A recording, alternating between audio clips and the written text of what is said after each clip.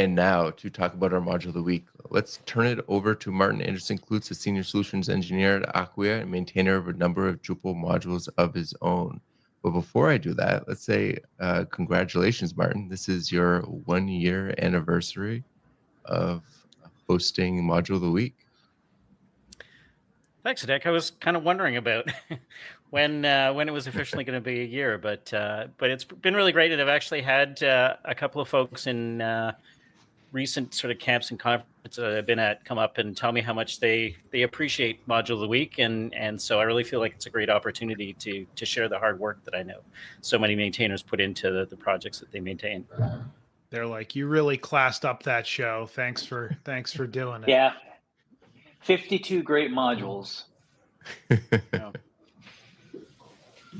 Well, I guess on that note, maybe I should talk a little bit about our module Next.js, which is a way to build a website with a React-based front end, but with lots of the robust and mature CMS capabilities that Drupal provides. It is a module that was created in January of 2021 by Shad Cien, who continues to support it, including in the Next.js channel in Drupal Slack. It does have a 1.6.3 version, which works with Drupal 9 and 10, and it is actively maintained, although it uses a GitHub repo as its place for collaboration, including issue management. Speaking of which, there are 135 open issues, 12 of which are bugs, and it does have test coverage. It's officially in use by 1,249 Drupal sites. And for anyone who's not familiar with Next.js, it's a React framework for building front-end applications that gives developers a number of useful capabilities such as dynamic routing, performance optimizations, integrations, and more. The Next.js module for Drupal optimizes your Drupal backend site for use as the content repository for a Next.js front end. It adds functionality like headless preview of unpublished or moderated content, even across multiple front-end apps. Also supports incremental site regeneration, a best practice to ensure your front-end site can serve static pages for the fastest possible delivery, but without the risk of serving stale content. It works with the JSON API menu items and JSON API views Drupal modules to allow even more of your front-end site to be managed within your Drupal backend. There's even a Next.js web form module that allows your Drupal site to, your Drupal site builder to create web forms and have the React forms automatically generated, which is, I think, a bit of a differentiator from probably some of the other headless CMS options out there. There is also a specialized version of Next.js, a Next Drupal Basic Starter, also maintained by Shad Cien, that helps to get your Next.js front end working with Drupal more quickly. So let's talk about the Next.js Drupal module. Yeah, it's actually been featured at Decouple days for a couple years. We talk about it. It's a really good headless alternative for Drupal, and the way they pull in using JSON API and actually get to work with the web forms and the menu items, which when you do something like Gatsby, you kind of have some limitations, but the way that the Next.js module and Next.js work with Drupal, very, very good, good combination in there. So it makes it a little bit more robust as well. Still React, so I'm not a fan, but that's just my ego, not more than anything else. But it is a great headless alternative to the Drupal front end. And Decoupled Days was in New Mexico this year, correct? Yeah, a couple months ago in August. First time it was in New Mexico. We came to Albuquerque instead of New York City, mainly because it was really expensive to hold a conference in New York City. I don't know if you've ever done that, but Decoupled Days, we did it in Albuquerque, really well attended, I thought.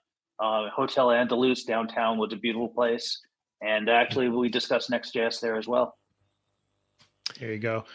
I actually have a question for Martin, and he may or may not know the answer to this, but is the Acquia headless CMS using Next.js, the Next.js module, to integrate with the Next.js front end?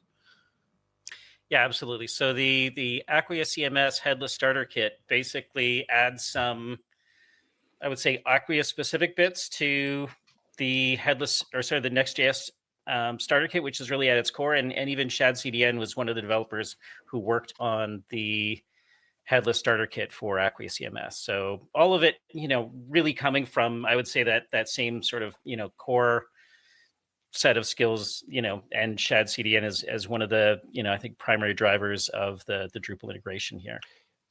One of those great examples of industry helping the community and the community helping industry. Yeah, absolutely. I'm curious, just really quickly, without kind of derailing the show too much.